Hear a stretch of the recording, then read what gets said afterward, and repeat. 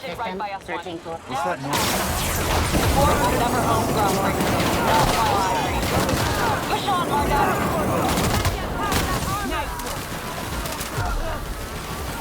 That's the last of us.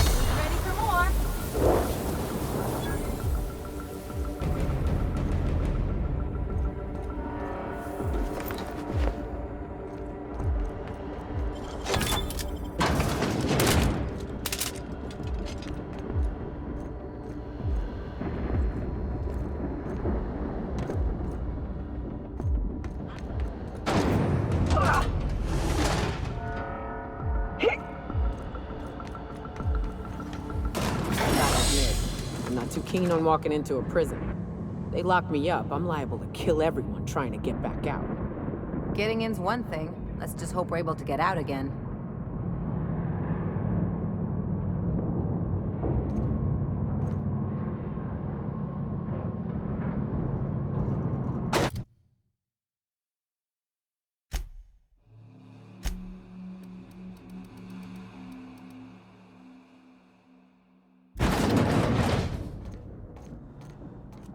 Whew. We have a lot of shooting to do, Captain.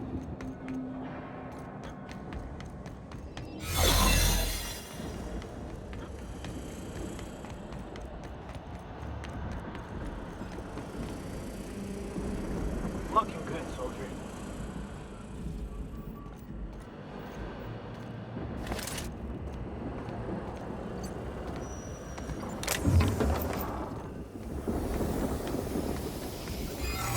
Are you new here? I didn't think we were hiring more staff.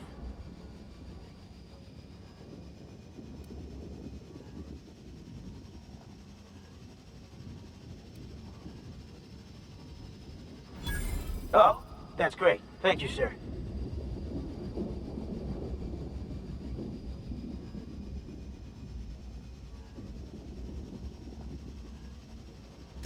Much appreciated. I'll get out of your way.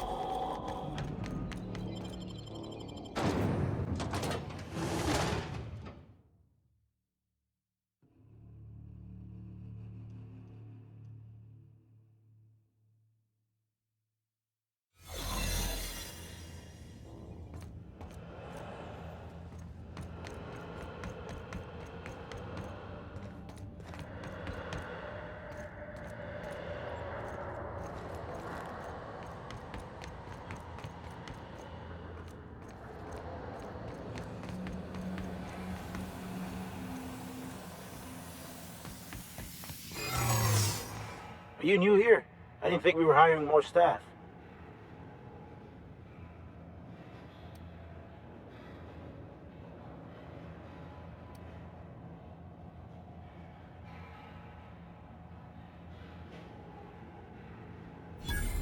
Oh, no. Don't tell anyone, please.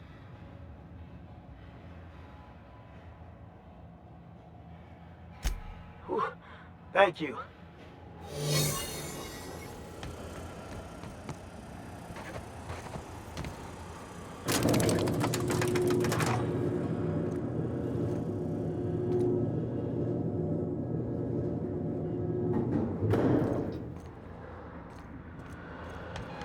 All right, MSI. I'm not one for rousing speeches, but the captain needs our help. So get in there and fight!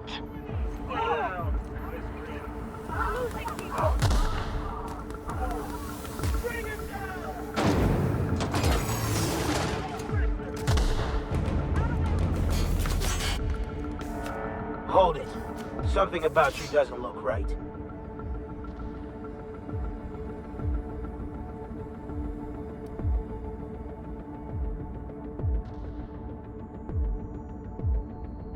That's not what I'm saying.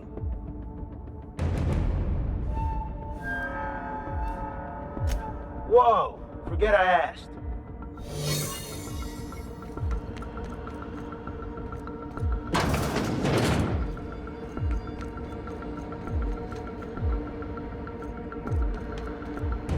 Not a promotion coming. I can feel it.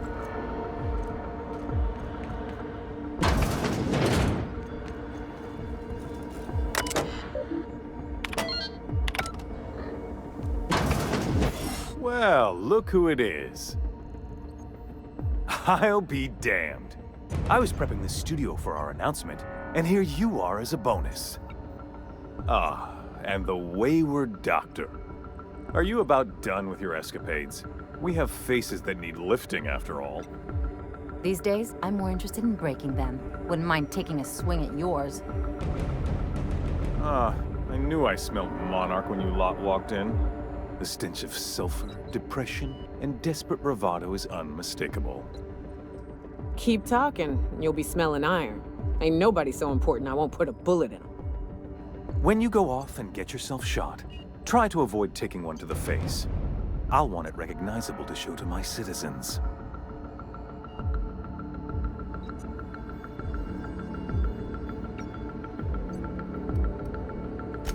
I'm not in your way, you dullard. You talk to me. You want to go die in a blaze of glory? Be my guest. Besides, I don't know what you think you're doing here, but Sophia's doing good work up there with Phineas. Your efforts will be in vain.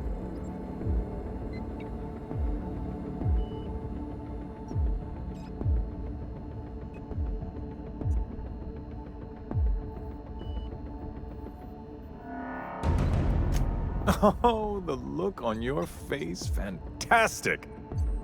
No, he isn't quite there yet. A bit more torture will help, I think. But that's between us. As far as my adoring citizens will know, we've turned a dangerous crackpot into a working-class man. It's a miracle.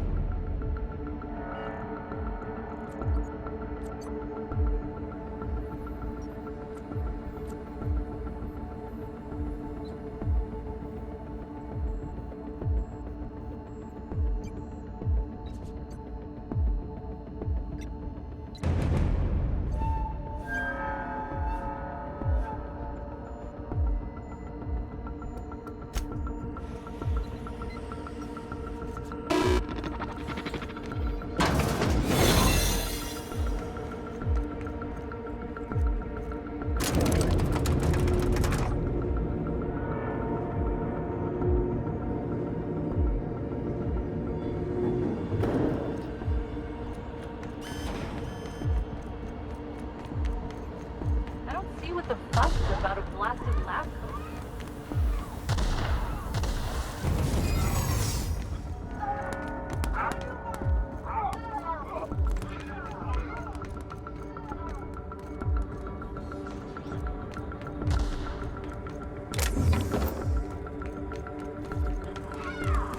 Investigating.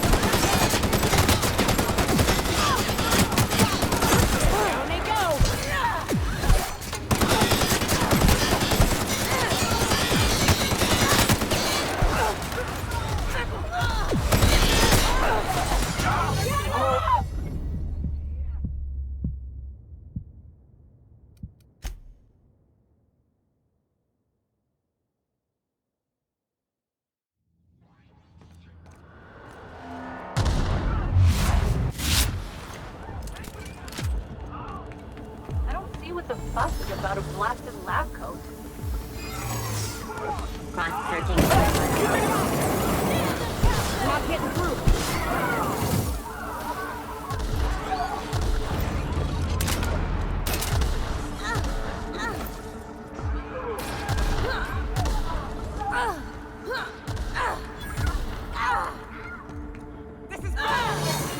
This is nice.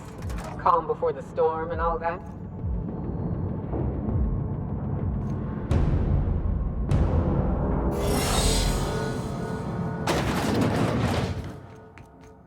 Captain, you have an uncanny talent for complicating my life. You've disrupted the balance of power. You've upset the natural order of things.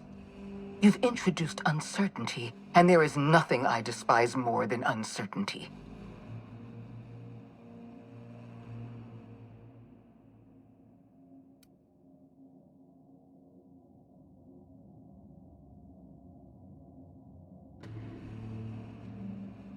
Do you imagine you're leading some grand revolutionary army? Those barbarians from Monarch are running wild in my prison. I suppose I have you to thank for this indignity. You're nothing but a rabble-rouser. I'm going to put an end to your little rebellion, and then I'm going to have you and your associates arrested.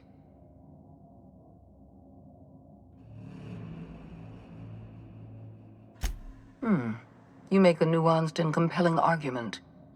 Here's my rebuttal. No. Dr. Wells is being held in my custody. His cooperation will prove invaluable, even if I have to beat it out of him. All that's left to do is put down this riot, arrest you, and then get on with the bloody business of saving this colony.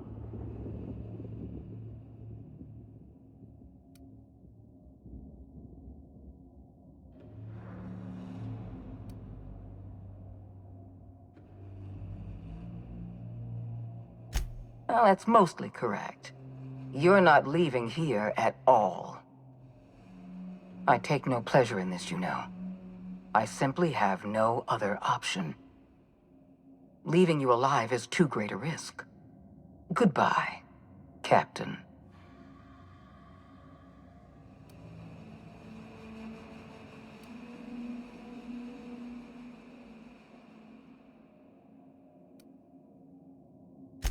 I had a feeling you'd say that.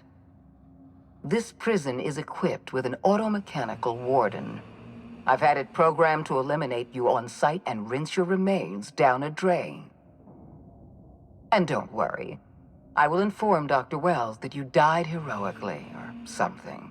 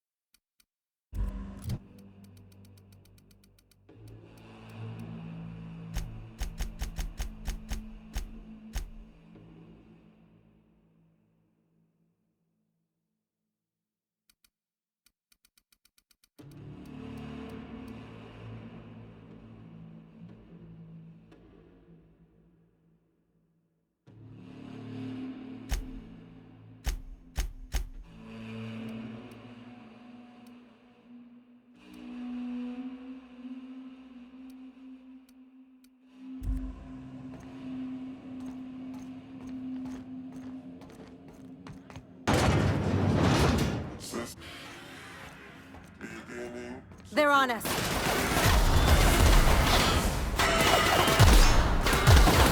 Try and pick your weapon.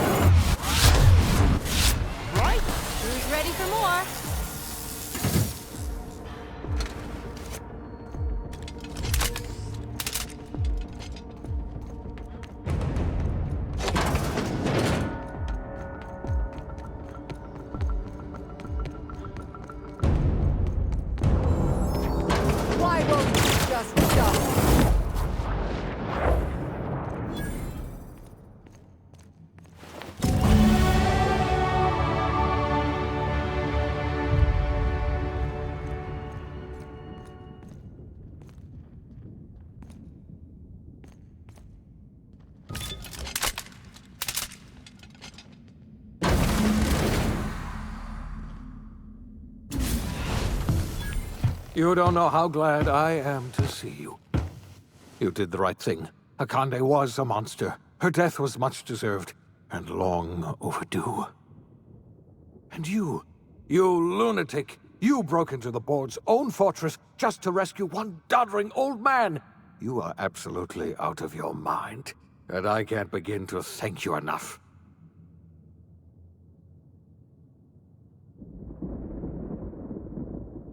I'm all right, thanks to you. Akande wanted my cooperation.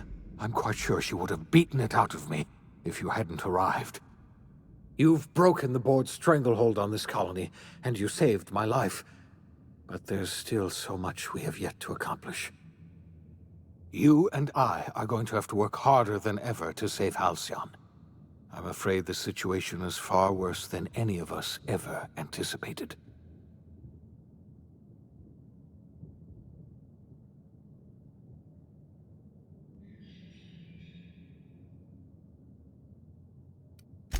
I would like nothing more than to celebrate this victory, but we have a serious problem on our hands. Earth has gone dark. We haven't received a single message in 3 years. There's been no communication, no signals, nothing. 2 years ago, the Earth's Directorate's frigate disappeared on their way back to Earth. We don't know what they discovered when they arrived, or if they arrived at all. They haven't exactly been hands-on around here anyway. So there's one less rubber stamp to worry about. Earth is humanity's home planet, Miss Fenhill. The psychological effects of losing our original home will be devastating. So we've got to make do on our own. Seems to me that'll make us stronger in the end anyhow. You're quite right. We've got no choice but to make do on our own. We're in serious trouble, my friend. Do you know what this means for Halcyon? We can't rely on Earth for support anymore. We've been cut loose. We're entirely on our own.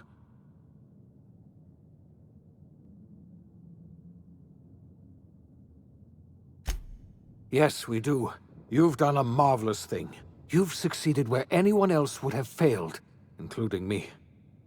We must begin the revival process immediately, starting with the Hope's brightest minds, and then we're going to fix this damn colony, one problem at a time. We're going to need a leader, and I can't imagine a better person for the job than you. What do you say, old friend? Will you help us?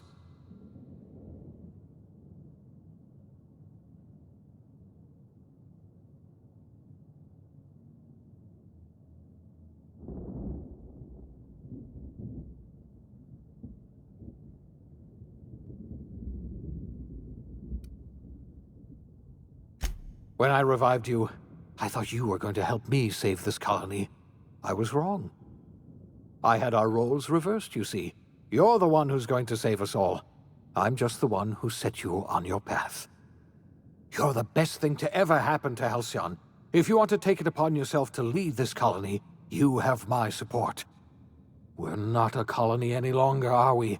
Our last connection to Earth has been severed, and so we have been set free. Our future is uncertain, and no one knows what tomorrow holds. Exciting, isn't it?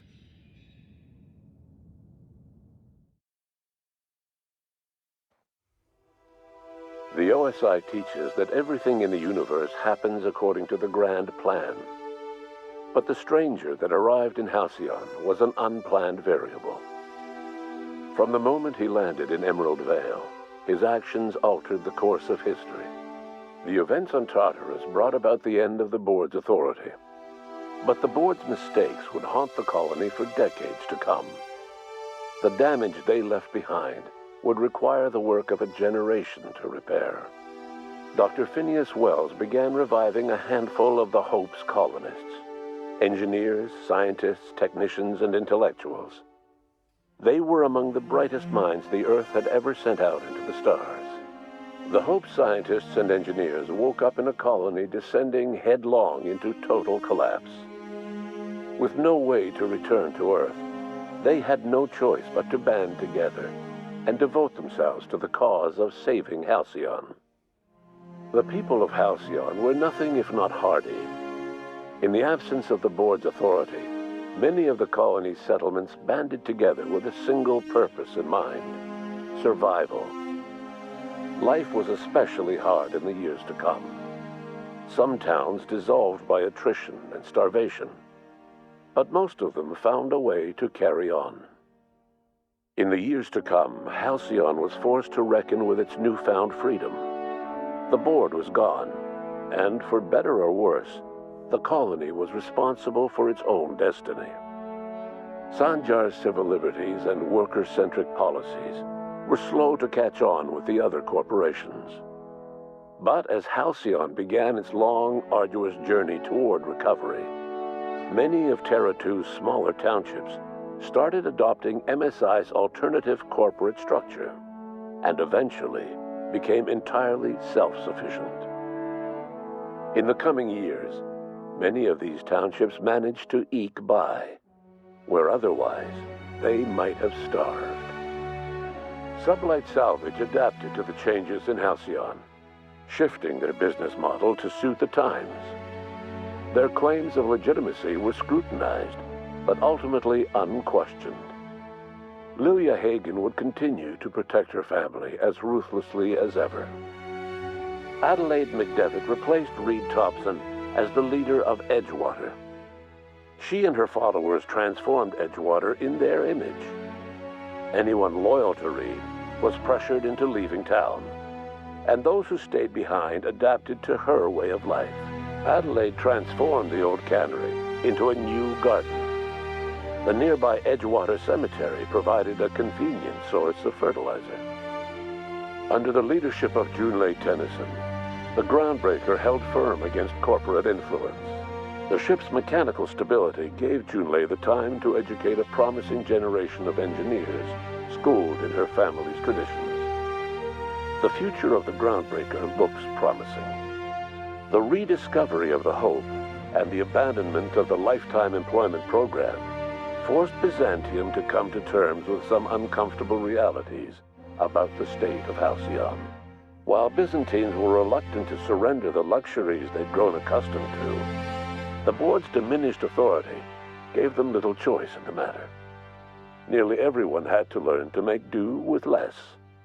Some even had to get jobs. It was a dark time indeed. Ellie savored her adventures on the Unreliable.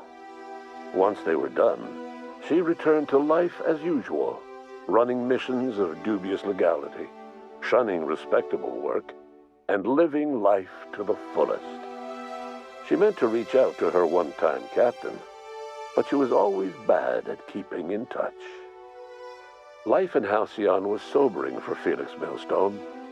The grand revolution he dreamed of never came.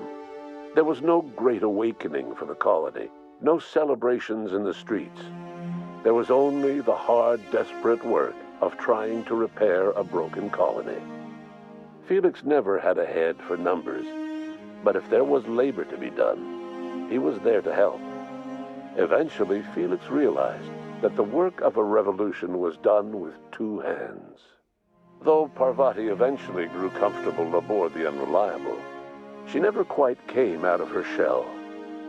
She seemed to prefer the company of Ada to the crew, and she could often be found neck-deep in cables and grease, telling Ada funny stories from her childhood.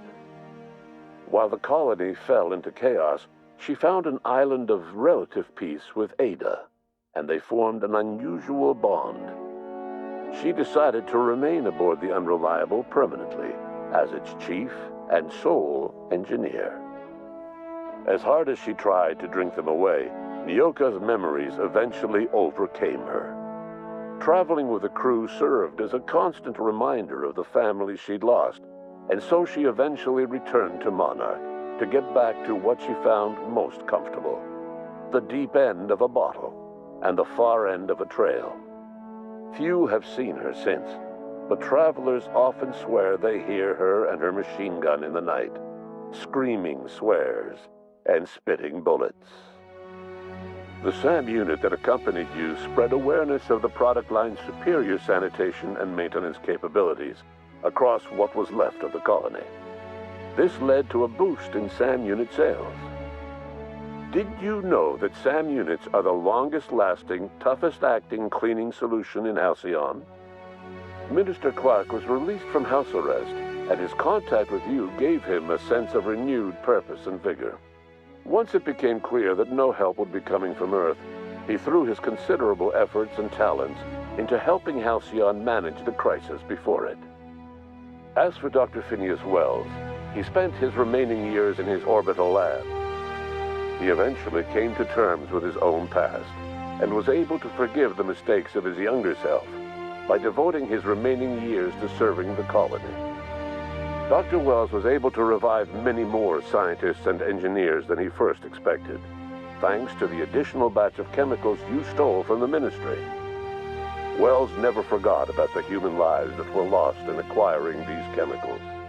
In the end, Dr. Wells was able to save every scientist and engineer aboard the Hope.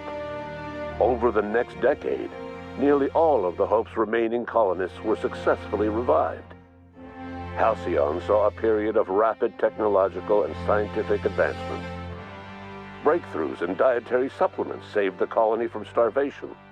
Geoengineering projects and social reforms began to change the structure and character of the colony. Dr. Wells laid the groundwork for the project to save the colony, but he would never live to see the fruits of his labor. He passed away a few years later. His work was carried on by the scientists and engineers he revived. Today, Halcyon has stabilized. The people of the colony work hard to adapt to their new circumstances. Nearby colonies send aid and supplies. Life will never be easy in Halcyon, but for the first time in its history, there exists a sense of real, genuine hope about the future. And what about you? The unplanned variable in the history of Halcyon. Long after Wells passed away, you carried on his work with more energy, determination, and brilliance than he could ever muster. The years that followed were hard, but Halcyon survived by the efforts of the Hope's most promising colonists, the greatest of which was you. No one knows what's happened to Earth, and no one knows what the future has in store for Halcyon. All we know for certain is this: the name of the Unreliable and that of its intrepid captain will remain the subject of countless stories for years to come.